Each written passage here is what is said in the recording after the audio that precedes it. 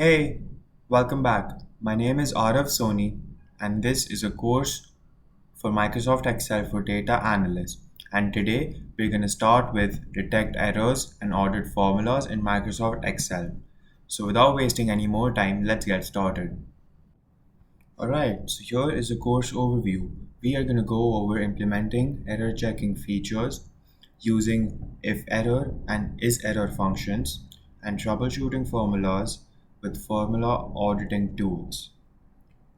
So first of all, let's get into implementing error checking features. So on this spreadsheet, we have data already with three errors, 1, 2, and 3. In this clip, we are going to learn what those errors are and how to get rid of those errors. So let's get started. In this clip, we are going to explore how Excel helps identify potential errors in your data using its built-in error checking features. First, let's look at how Excel flags errors. When Excel detects a potential issue, it places a small green triangle in the top left corner of the cell. These flags are there to alert you to potential problems, such as invalid data types or inconsistent formulas. There are different types of errors. If we search for error types, we can see a list of error types on Microsoft website.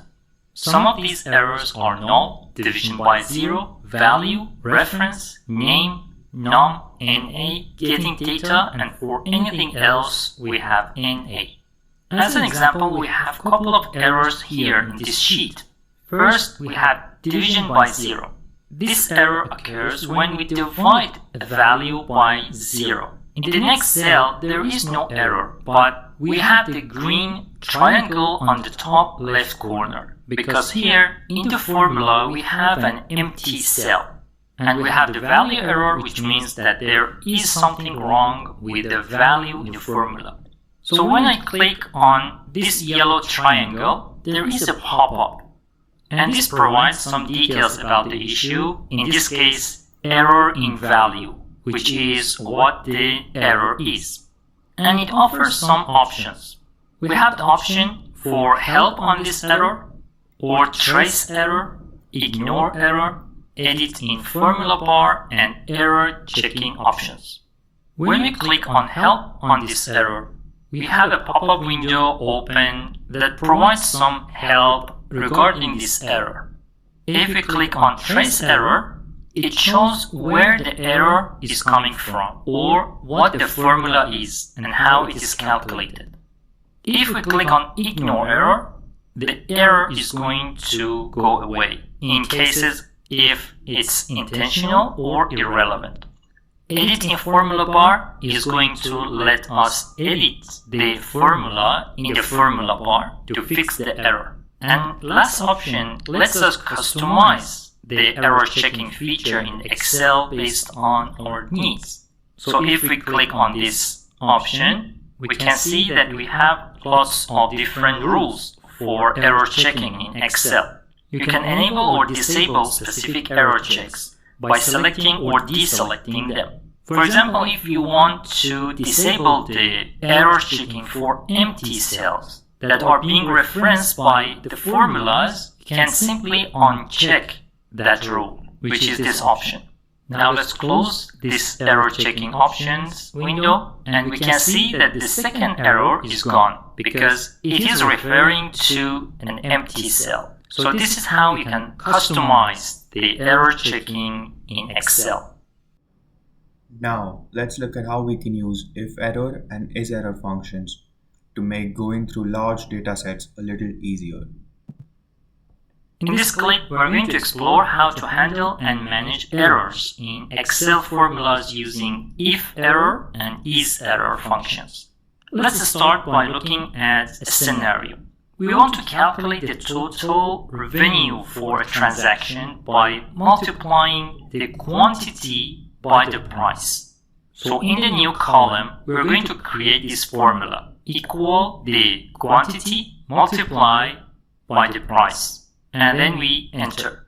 So the column is going to be revenue. Now we can expand the formula Now we can see that we have one error here. There is a mistake in data entry process.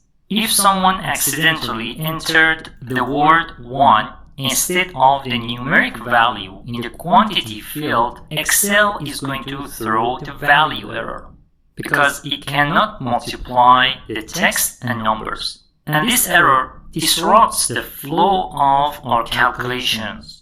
But we can handle it using if error function.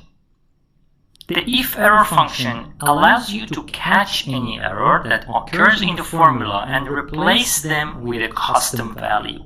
Another issue that if we noticed, we have one empty cell in the quantity, and when empty cell multiplies by the price, we have the revenue of 0, but that's not quite right. If you remember from the last clip, we deselect that option in the error checking settings of the Excel, so we can go back and enable that option again.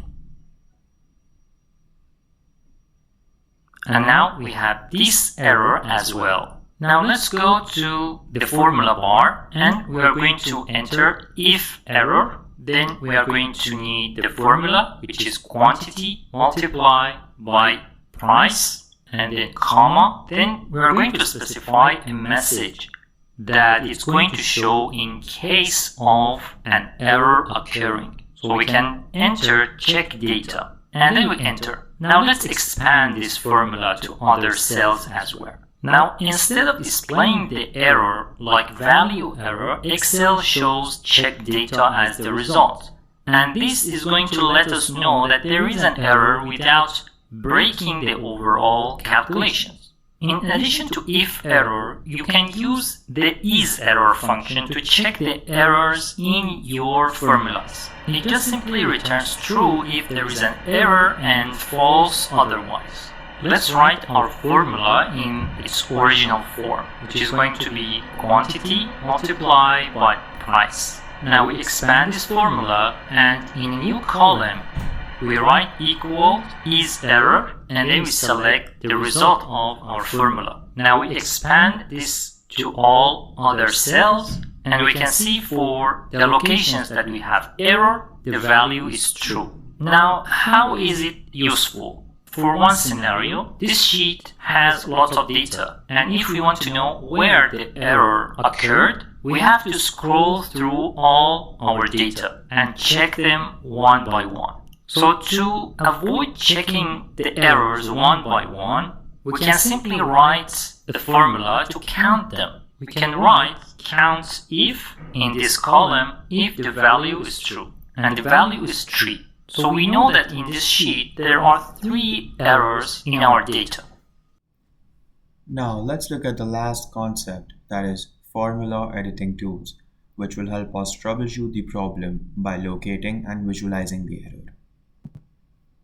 In this clip, we are going to dive into Excel's formula editing tools, which helps to troubleshoot and understand complex formulas by visualizing their dependencies. So let's start with a scenario. You have created a formula to calculate the total sales by multiplying the quantity sold by the price. Now you need to verify whether the formula is correctly referencing the right cells and to understand the referencing of the formula. In Excel, we have 2 tools, trace precedence and trace dependence. Let's use trace precedence. This tool helps you to see which cells directly feed into your formula. For example, in the formula that we calculate the total sales, we want to make sure that Excel is referencing the correct cells for both quantity and the price. So we first select the cell that contains the formula, and then we can go to the formulas ribbon and we click trace precedence. We can see arrows showing where the data in the formula comes from. So this visual guide makes sure that the data driving the formula is coming from the correct locations. You can click on remove arrows to remove the arrows. Next, we can use trace dependence that shows which cells are impacted by the formula. This is useful when you want to understand how changes to a specific value in your cell affects the rest of your spreadsheets. So we select a cell with a value that feeds into our calculations, for example the quantity. Then we select trace dependence, and this shows you where the data is being used across the worksheet. And this arrow shows all the cells that depend on this value, which helps you to track the ripple effect of any changes. If we click a cell in category column and we click on trace dependence, it says that there are no formulas that refer to this cell. If we click on price and we click on trace dependence, again it shows where this cell is being used by the formula, and we can click on the remove arrows to remove the arrows.